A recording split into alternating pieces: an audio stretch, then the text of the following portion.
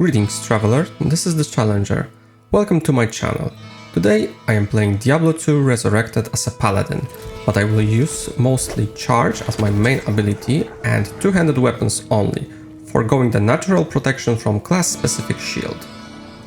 Also, I will not use runewords for myself, but still be making some for my mercenary. I always use this skill as a movement tool since it does not require target to be used, but it can pack serious damage, and together with bulky weapon, this should be fun, so let the challenge begin. Rules. Playing as Charger Paladin, using only two-handed weapons. I will not be using runewords, but my mercenary will. Using charms and sockets. No shared stash, I am only using what I can get. Run ends with killing Veil on Hell. This is hardcore run, 1 life, no deaths. Charge is level 12 skill. It makes Paladin to rush at target, dealing additional damage with increased attack rating. It can also be used as a movement ability, as you don't need target to actually use it, and its speed is great tool for traversal or repositioning. Charge also has two different synergies that gives it 20% damage per level. Those are Might Aura and Vigor Aura.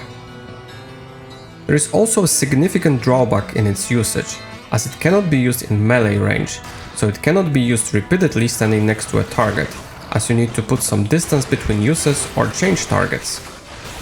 It is a very powerful skill that it is used to mostly in PvP scenarios, as it will all its synergies it can output even more damage than Sacrifice skill, which start at higher damage threshold and it is available at level 1. Short sword and buckler are not the equipment that will suit this warrior, so get lost with this trash. Let's find some proper equipment while making a punching bags out of every monster for the next couple of minutes. Charge requires Smite to be taken as a prerequisite, which is available at level 1. But it also requires Shield to be used, so instead I will take Might, which will provide additional physical damage for me and my allies. Massive gains! Since I need over 60 skill points to get charged with all synergies, getting any point is more precious than gold. So you know what time it is. Clear that then. And he's dead. I bought this Bardiche from Charcy as I couldn't afford the spear that I could wield immediately, but with level 4 I have enough strength to use it and damage seems to be adequate. Damn. I look like some medieval executioner, and well, that's why I came here, to execute Bloodraven. As you can see, 3 hits is all it takes to seal the deal. She also dropped a rare ring, pretty rare sight at this point.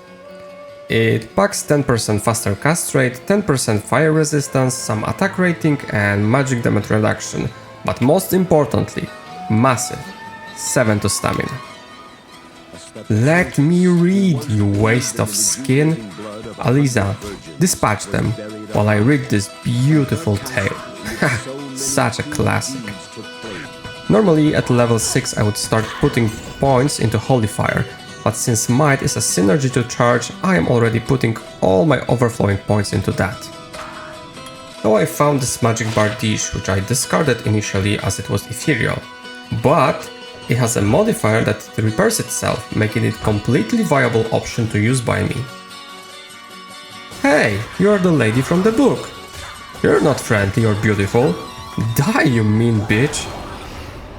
Even Smith cannot withstand the awesome power of basic attacks, with the most basic aura available and big two-hander.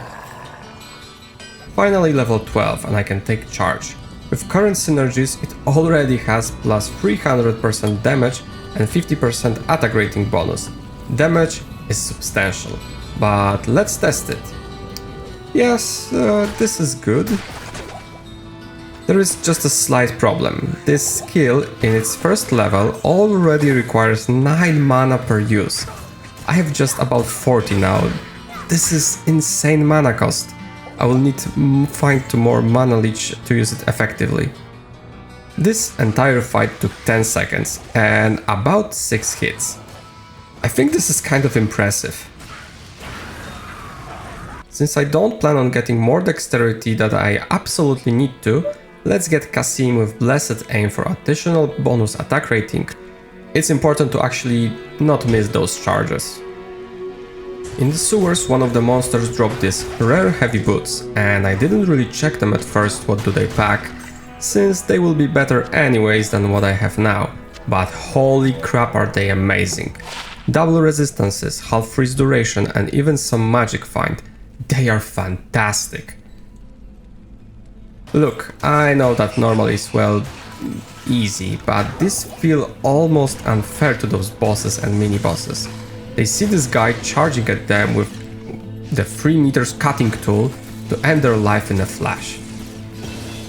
This channel exists for about 5 months now, and I am almost only playing Diablo 2 for that time, doing video every week or 2 weeks, and I keep forgetting that this place exists, and it is not optional. Maggots! This is not great, as almost every fight here looked like it is. 2 steps back and full-fledged stampede in the face. Although for now it's more efficient to just use basic attacks, as the skill is so mana hungry. Those snakes are trying to impersonate me. Joke's on them, their knockback is actually helping me. It puts a bit of distance so I can charge at them with no downtime. My god, what a sweep. That chamber wasn't this quiet in quite some time. Duriel also didn't stand much chance. He was tanked by my merc most of the time, while sometimes hitting me, and when Spearman died, Duriel's knockback helped me yet again to charge and destroy him. My stats are split between strength and vitality, but lack of shield is main offender that makes survival that much more problematic. But surely, this jade figurine can be exchanged for something good. Really, game? Why you decided to mock me like this? I light the fire to summon the fetishes and proceed to squander them. Take the git bin, and in return Ormus gave me a pretty nice jewelry. Some damage and attack rating, 18% fire resistance, damage reduction and 9% magic find. Everything here is useful to me. Lam Essence book is giving me enough strength to wield this awesome maul I got from Hratli, and damage now is insane. Because I am playing without runewords, every upgrade can be such a joyful event. At this point I am taking the hardest hitting weapons, regardless of their speed, just to aim to one-shot everything with charge and snipe. Bam, bam, bam, bam! Mephisto is a bit more dangerous than other bosses. He killed my spearman really quickly and he can do the same to me just as fast. But with a little hit and run, or rather run and hit in this case, I managed to put him out of his misery. Insane how Isual can withstand such heat. Hitting him repeatedly for hundreds of damage only seemed to tickle him at times, but with enough persistence we're able to take him down. There is a strange interaction when charge connects. It might actually not deal any damage, but still there is knockback happening, and it can trigger monster effects like lightning charges, as you can see on Hephasto. He is just flailed around by 3 hits, but no damage is done. I rectified that pretty quick, and Hellforge disrespected me by giving me an L rune. This is such a fun playstyle. It can be a bit clunky with this whole range requirement, but the insane amount of damage that it can dish out in seconds is just great. I mean, not much even can handle that. Diablo fight was tricky. He deals a lot of damage and hitting him is not that easy. It really helps if Kasim is around so he can focus on targeting him while I dish out damage. But if not, I have to resort to old tactics, which not always work in this case. Fortunately, by the end I was able to heal Kasim enough for me to charge at Lord of Terror several times in quick succession, ending his reign. He dropped unique graves, which are Terrhaunch, which I will gladly wear when the time comes, and set Gothic Shield, which is Eisenhardt's parry. That can land in the trash. Man, I bullied Shank like it was high school all over again. Dude was just shoved around until he crumbled. Kinda funny. This might be the best usage of charge in the game. Charging those corpses while they are trying to do the same to me. Freeing Anya is just mandatory at this point. My resistances would probably be maxed now if I would have a shield, but the scroll will do, and as you can see, even this shield from Anya would give me so much more survivability. Now this is where this build lacks. Clearing large packs of monsters isn't fast, unless you have enough damage and mana to one-shot everyone. So first I had to dispatch everyone to get access to nil attack, and then proceed to pummel him to his death. Ancient's time. I started this fight just rushing into them, bashing my dog as quickly as possible. Then it was time for Korlik. Initially they were occupied by my merc, but when he died they changed focus. Little hit and run, and that did the trick. Talik, however, was kind of hard, mostly because without Kasim half of the time I was not able to hit this guy. I also burned my entire supply of potions just to end the fight. The Crepify is a bane of my existence, not because of attack speed, but I need to run fast so I can reposition and strike fast. So almost every wave looked like this, bait them out of the curse range and finish them. Just before Bale I hit level 30, and with that I can get Fanaticism Aura. This has it all. It increases attack rating, my damage, party damage and attack speed, and later on this will become my aura of choice. But because Might is a synergy to charge, it has now 11 points into that and provides me much more damage, so I will stay with it for the time being. Bale wasn't that bad, although I already know that this will be the boss that will give me the most trouble in future difficulties just because of the appendages he spawns. They can block my path or sometimes take the hit intended for Bale, or just hit me mid-charge, but as soon as Bale is alone and I can spam my skill of choice, this is a cakewalk. My setup and gear by the end of normal. Now I will need to focus on getting even bulkier weapon and much more health and resistances, while giving my mercenary a necessary boost.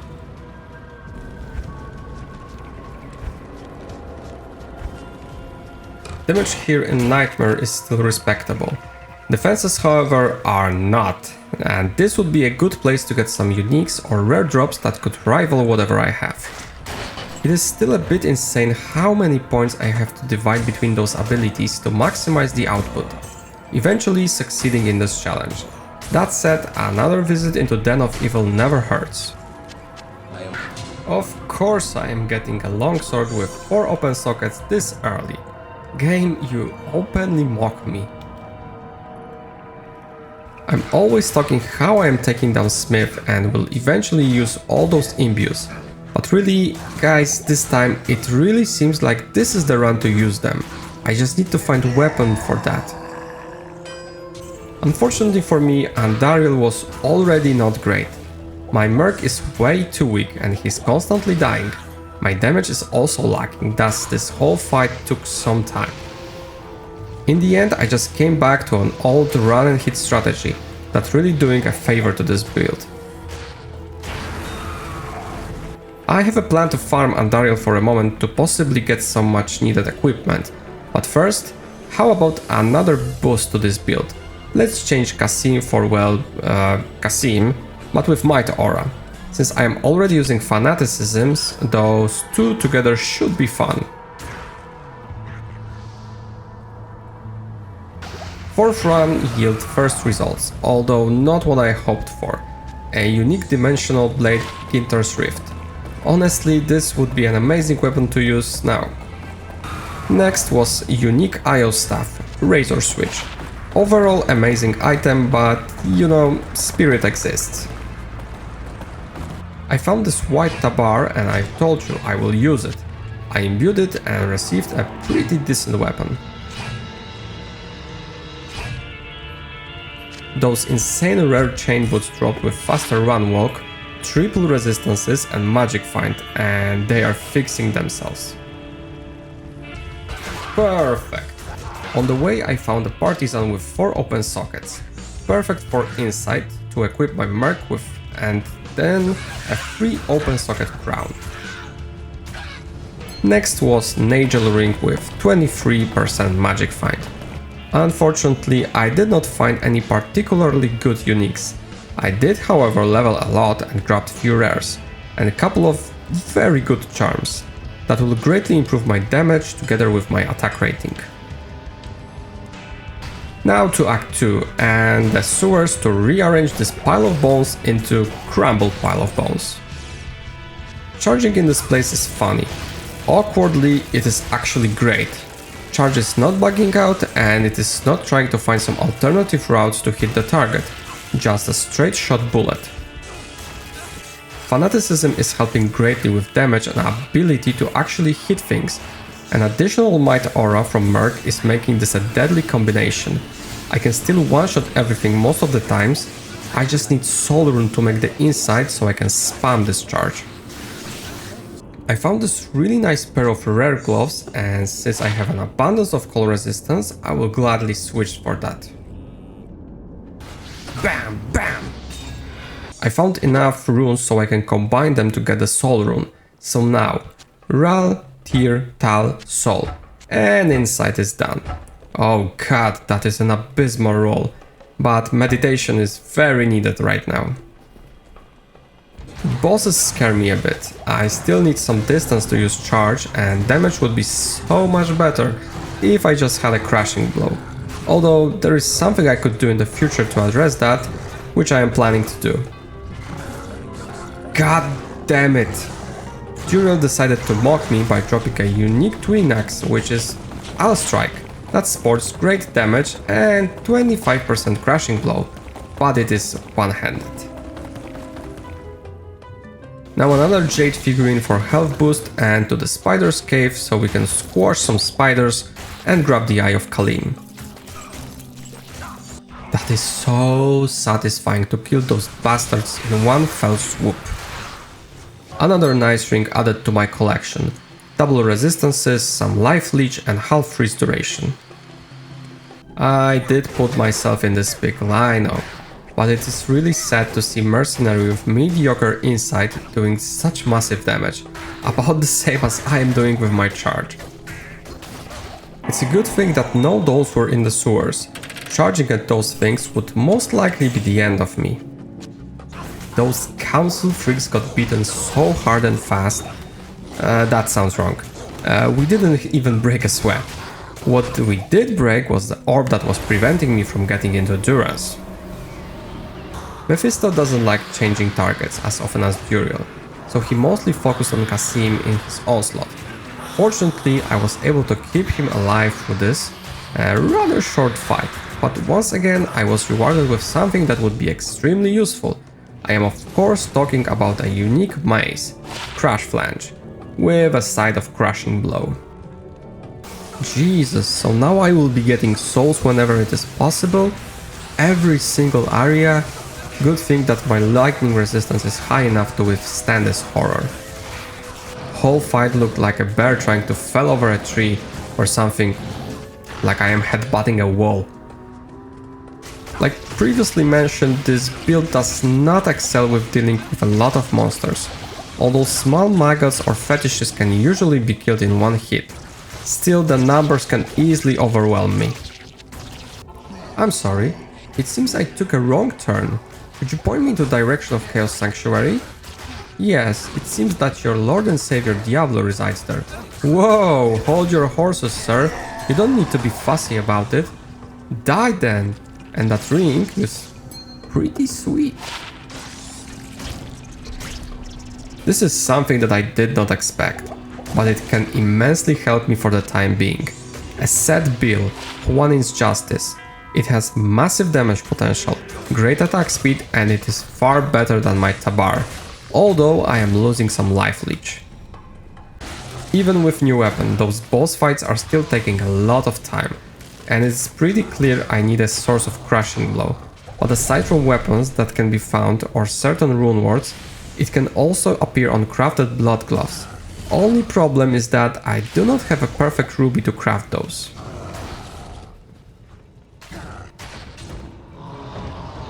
All those socket quests from Shank kills will eventually be used likely for resistance boost. Now I just need to find something that is actually worth socketing. A little too late, sweet cheeks. Fresh socket dropped a unique battle axe, the Chieftain.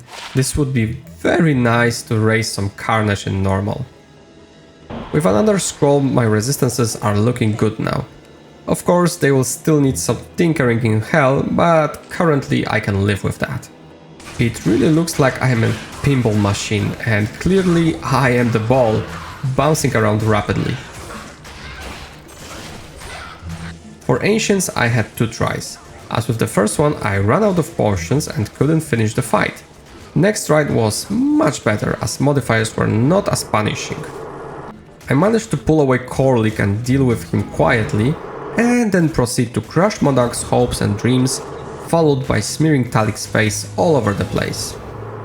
Just before Bale, I finally leveled up enough to get second synergy to charge, Vigor Aura. It provides additional run and walk speed, stamina and stamina recovery rate.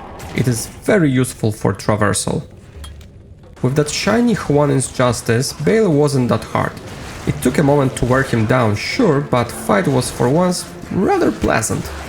I can one-shot those appendages and my merc is tanky enough to survive the fight. Also, there was a funny interaction.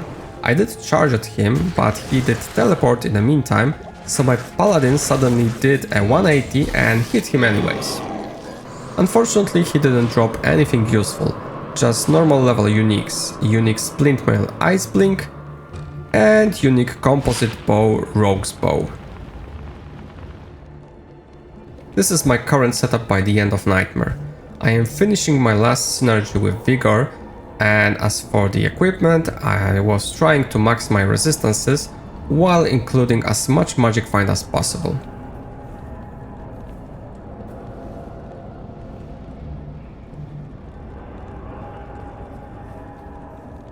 I will need much more life and resistances for hell, however, that is why I made my way to terror zones to get some gold and possibly items. First good drop came in Blackmarsh and it was Sedgrim Helmet, Natalia's Totem. It is amazing. Lots of strength and dexterity and even all resistances. I think I can safely socket this. Next was a unique ring, a Dwarf Star, some life, magic damage reduction and fire absorb. Also, I finally got enough Nev runes and perfect rubies to craft 4 pairs of blood gloves. None of them were particularly great aside from the last ones. Double resistances, 6% crushing blow, flat life and even 20% magic find. Next it was time to socket my helmet. I chose to pack additional fire resistance by putting a Ral rune into the socket. This is one elusive and kind of rare drop, a unique cap which is Biggin's Bonnet, one of the very few helmets with enhanced damage. I finally used that second imbue on Scarab Husk I found, and armor itself is nice, but the fact it rolled with 2 open sockets makes it actually great. Now some love for my mercenary. First, a bulwark. I had to create Io from all hell runes and then create the helmet. Very bad roll, but it will still allow him to stay alive a bit easier. I farmed a bit after that and got this unique gothic sword which is Cloudcrack. Better damage than Juanin's, plus lots of lightning damage and boost to my fanaticism. Man, I really wanted some physical damage reduction, but could not get any, so I crafted a safety belt for some of that and safety ring for exactly the same. So I was thinking that this might be a good point to start hell. I used Ord and Tal for additional resistance in my body armor, and this looked quite decent, so let's see what we can do. That weapon does not have the same impact here in hell, but I am still hoping to find either pull rune so I can upgrade it to an elite base, or just find some elite weapon, maybe finally some good uniques. I got the free cane for the last time and the rare ring from Akara was quite interesting. Lots of resistances, attack rating and dexterity. Slowdown doesn't really affect me. Charge seems to still have the same animation time and recovery, is almost as easy as in normal state, thus not having cannot be frozen is not that painful. My poison resistance is not great, so I had to help myself to a nice dose of antidotes before and during the fight, but aside from that, Andariel is quite tanky, and my lack of attack rating is glaring through the cracks of my build. So for the second half of the fight I did switch to Juanin's Justice, as it has lots of attack rating, and since I am hoping to trigger Crushing Blow anyways, hitting the target matters more than raw damage in this case. And this fight made me realize that I am still not ready for the rest of the game, and I had to do some farming before progressing further. Not gonna lie, I did not expect at this point, but it seems I really handicapped myself by not using runewords. Problem is that this build really suffers if there is not good weapon, and Cloudcrack was really lacking at this point. I was hoping to upgrade it eventually, but I don't have a pull rune, so I did retrieve a Malus and did an imbue on this white feral axe I found, and result is pretty nice. I found this very nice 2 open socket wormhide, so I made smoke armor for my mercenary for massive defense and resistance boost. This really does up the charge damage potential, as you can see. Although minimum damage is lower, the ceiling is actually much higher again, allowing me to one-shot monsters when I hit. Because I am not using shield and by extension holy shield ability, my survivability is lacking. Also, not using runewords prevent me from using bulwark, that could really ease up the stress, but I would love to find something like String of Ears for that damage mitigation. As you probably know by now, there are 2 areas in the game that are bane of physical damage builds, and Maggot Lair is of course one of them. To be honest, I am trying to avoid using teleport stuff as much as possible, as sometimes it feels like cheating. So now I'm just praying for lack of physical immune monsters here. It still took me about 30 minutes of back and forth and resets. Also I took Cloudcrack to deal with limited amount of black locusts, but I finally got the Staff of Kings without teleporting around. Somehow I managed to get through Claw Viper Temple without getting mauled by those snakes, and snatch the Viper Amulet before it was too late.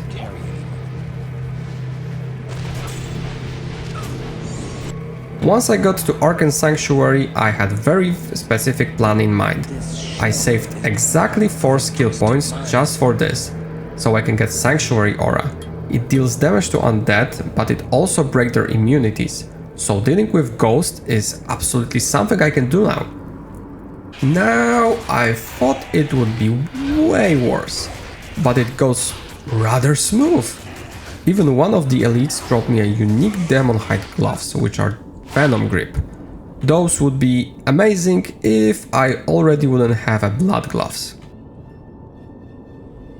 Going through Talresha's tomb, I found this beautiful Lem rune, and I could upgrade my merc's armor to something better with it, like this treasury I am making right now. Shale, Thul, Lem. Fate proc will keep him safe, while Venom will grant some more damage and oh so sweet attack boost. Duriel was the easiest part of this whole act. With that treachery on my merc, he could withstand a lot of punishment without dying, while I could dish out a great damage and occasionally trigger Crushing Blow, so the fight didn't last that long.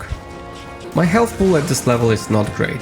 I'm hardly getting any upgrades, so another Jade figurine won't hurt, quite the opposite. This playstyle of constantly clicking away and charging again and again wore me down a lot by this point. Downtime and clear speed is not the strongest suit of this build. I won't do another playthrough with this, that is for sure. Next time I am playing hardcore trying to do something stupid, let me know. But I am very much curious how this would perform if I had at least a couple of cheap runewords to improve this build. Council was tricky, mostly because one of them was sporting that pesky might aura and all of them were dealing crap ton of damage, to the point I could not keep my merc alive and had to single them out just to get the flail. Also the same guy dropped a unique Executioner sword, which is Sword Guard.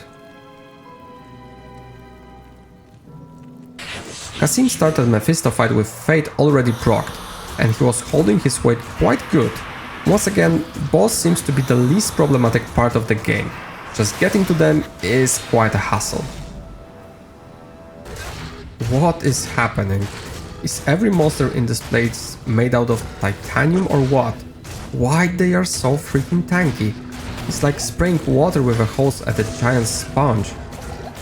Honestly, by that point, I didn't think I would have to go back and rethink my progress. I was sure that by the time I killed Mephisto, this would be a jolly run down the memory lane, just to off last 2 bosses. Alas, that is not the case. Instead, I had to go back to the pit for some of that grind and hard work, which I also look forward to in my video game. Jesus, why did I condemn myself to this? First good drop was actually not for me. 5 open socket Great Polearm, Obedience time, Hell, Co, Full, F, Fal. This is massive damage boost for Kasim. He's stacked. Way better than me. Now let's see if I can find something actually for me. I really feel that this will be first challenge that I won't be able to complete, and the sheer amount of time that went into this is just baffling. That said, apart from that polearm, I did not find a single upgrade for me. But I am tired of farming, so let's just try to push on. Now this shithole. Slow and steady wins the race, but moments like this, that was way too close for my liking. This is what is killing me with this build. Fact that even when I had constant regeneration from meditation aura, it would still drain mana like crazy. From the first point to the last, every cast costs 9 mana, and if you cannot kill something instantly, this becomes a real issue. Don't even get me started when there are mana burn monsters around. True nightmare. Diablo now, and he's least problematic of the bunch here. Make him focus the tank, run around and charge whenever possible, while trying not to die to the occasional jab from his stupid claws or that pesky firestorm. Easy peasy.